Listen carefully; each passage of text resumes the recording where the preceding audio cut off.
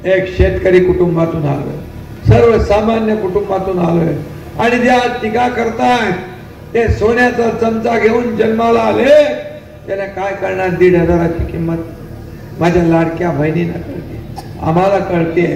आणि म्हणून आम्ही त्याला इकडे घ्या, बोलून घ्या. ये अरे ये ना इकडं, ये इकडे. बिल तुझं काम करतो ये.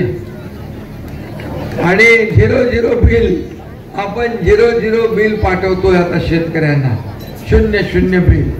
आणि म्हणून आज आपल्याला सरकार जे आहे हे लोकांचं ऐकणारं सरकार आहे. आता आज बाबा आला त्याचं ऐकलं मी.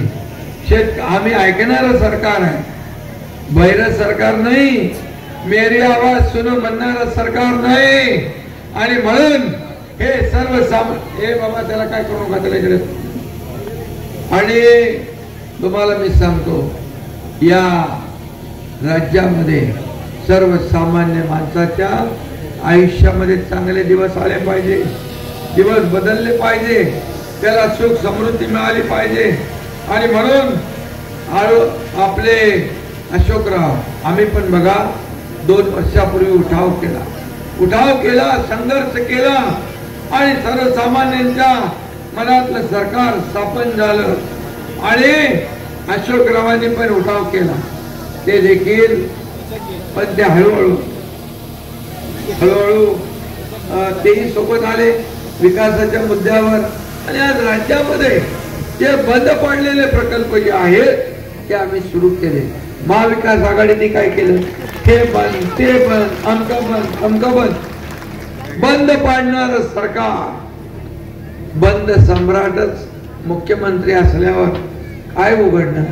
आता म्हणतात आमचं सरकार आल्यावर आम्ही हे बंद करू, ते बंद करू, अमकं बंद करू, तमकं बंद करू.